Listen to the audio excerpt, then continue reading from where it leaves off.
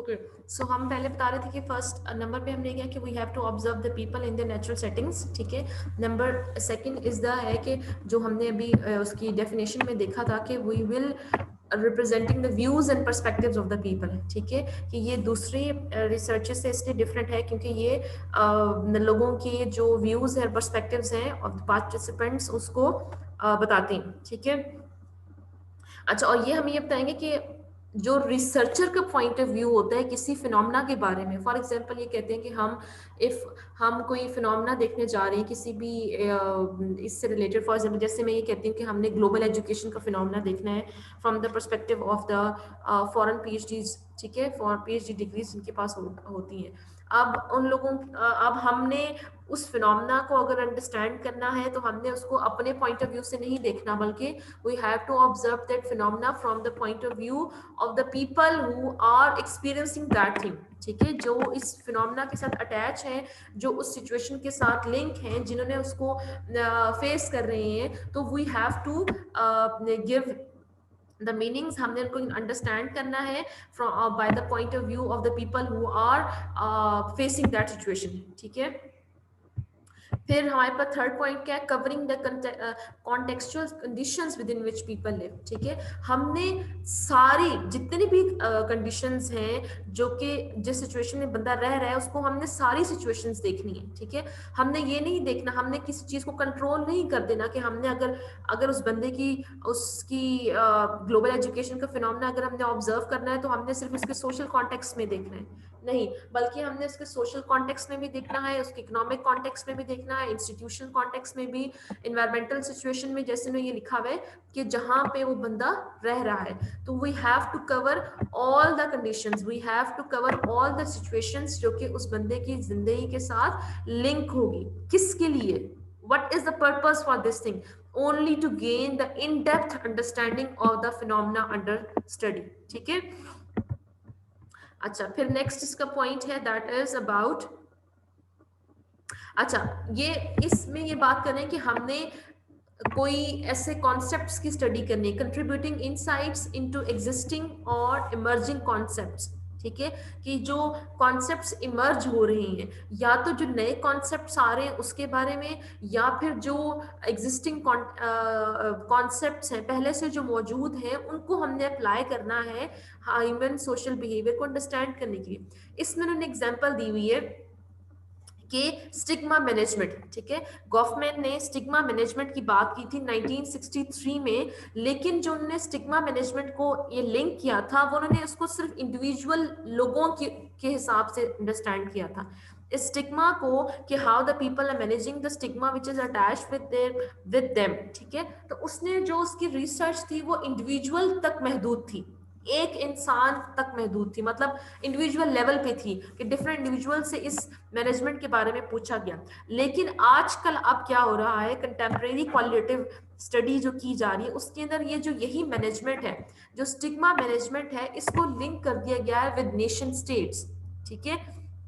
कि कैसे कंट्रीज जो नेशन स्टेट्स हैं वो overall how they are acting to ये जो स्टिग्मेटाइज उनके इवेंट्स हैं, ठीक है। अगर कोई इवेंट्स उनके साथ अटैच कर दिए गए हैं कि मतलब कई साल पहले इनके साथ ऐसे हुआ कि उन्होंने अपने वहां पे मतलब अगर नेशन स्टेट्स है ना, तो नेशन स्टेट्स की हम ये बात कर सकते हैं फॉर एग्जांपल कि किसी मुल्क में कई साल पहले ह्यूमन राइट्स की बहुत ज्यादा वायलेशन हुई थी, तो बहुत सारे लोगों को की डेथ हो गई थी, ठीक है। ये उसेंटली कॉन्टेक्चुअल प्रेजेंट कॉन्टेक्स्ट में इसको रिसर्च करेंगे तो हम ये कहेंगे कि अगर फॉर एग्जांपल म्यांमार अपने इस स्टिग्मा को कि उसने वो जो ह्यूमन राइट्स की वायलेशन की जा रही है वो हो सकता है कई साल पहले इसको रिमूव करने के लिए कोई एक्शंस ले, ठीक है। तो हम इसको देखेंगे कि बड़े लेवल पे कलेक्टिव ग्रुप्स के नाम पे, ठीक है। पहले इंडिविजुअल लेवल पे रिसर्च की गई थी, लेकिन अब क्या हो रही है, क्योंकि हम ये दिस इज एन एग्जांपल कि पहले जो काम हो चुका है उसको हमने दोबारा नए हिसाब से उसको अप्लाई करना है, नए तरीके से उसको ऑब्जर्व करना है, नई सोशल सिचुएशंस कंडीशंस के ऊपर अप्लाई करके उसको हमने उसके ऊपर स्टडी करनी है, ठीक है। तो हमने क्या करना है, हमने इनसाइट करनी है, हमने इमर्जिंग कॉन्सेप्ट्स, ठीक है, जो इमर्जिंग या तो इमर्ज हो रहे कॉन्सेप्ट्स या जो पहले से मौजूद है, पहले से जो कॉन्सेप्ट्स मौजूद है उसको हमने ह्यूमन बिहेवियर को एक्सप्लेन करने के लिए यूज करना है। ठीक है। फिर हमारे पास 5th पॉइंट है कि हमने multiple sources of evidence use करने हैं। हम अगर बात कर रहे हैं कि चाइल्ड अब्यूज के केसेस की हम बात करेंगे, चाइल्ड अब्यूज के केसेस कंटेंट एनालिसिस के टर्म्स में, कि पहले जो चाइल्ड अब्यूज के केसेस थे वो न्यूज़पेपर्स इतना ज्यादा अपने न्यूज में अखबारों में नहीं खबर छापते थे, ठीक है। बट क्या हुआ कि with the passage of time क्या हो रहा है कि वो हम अब जो है वो बहुत ज्यादा रिपोर्टिंग हो रही है, ठीक है। तो हमने ये जो एविडेंस है, ये जो इंफॉर्मेशन उसके बारे में है, हमने मल्टीपल रिसोर्सेज को यूज करना है। हम अगर उसके बारे में इंफॉर्मेशन ले रहे हैं इस फिनोमेना को कि the reporting of child abuse cases by the newspapers, right. तो हमने मल्टीपल एविडेंस यूज करने। एक एविडेंस आप ये कह सकते हैं कि आप उन न्यूज़पेपर्स को यूज करें, काफी सालों के आप न्यूज़पेपर्स लेके आए, 10 साल पहले के न्यूज़पेपर्स लें और इस 2021 के न्यूज़पेपर्स लें, ठीक है। दूसरी चीज ये हो सकती है कि आप जो चाइल्ड अब्यूज से रिलेटेड जो एनजीओ मौजूद होती हैं उनके पास भी इंफॉर्मेशन होती है, वो इस चीज को भी काउंट करते हैं कि कितना ज्यादा रिपोर्टिंग में फर्क आया है, कितना ज्यादा रिपोर्टिंग में आया है। या आप ये भी इंफॉर्मेशन ले सकते हैं जो न्यूज़पेपर्स की जो एडिटर्स होते हैं, जो उनके हेड्स होते हैं, उनसे इंफॉर्मेशन ली जा सकती है कि क्यों अब वो इस चीज़ों को रिपोर्ट ज़्यादा कर रहे हैं और पहले नहीं कर रहे थे। पहले भी केसेस होते थे लेकिन वो न्यूज़पेपर में क्यों अब फ्रंट पेज पे उसके बारे में खबर छपती है, क्यों पहले जो, जबकि पहले जो थी वो 5th पेज पे खबर छपती थी और छोटी सी खबर होती थी, राइट। तो we have to gather the information from multiple sources. अगर आप किसी इलाके के कल्चर के बारे में स्टडी कर रहे हैं तो आपने उसको, उसके कल्चर के बारे में आपने वहाँ के लोगों के बारे से इंफॉर्मेशन ली है। वहाँ पे अगर कोई इंस्टीट्यूट्स हैं जो कि कल्चर से रिलेटेड काम कर रहे हैं, इदारे हैं, ऑर्गेनाइजेशंस हैं, तो आप उससे रिलेटेड, तो we have to collect the data, ठीक है, फ्रॉम मल्टीपल सोर्सेज।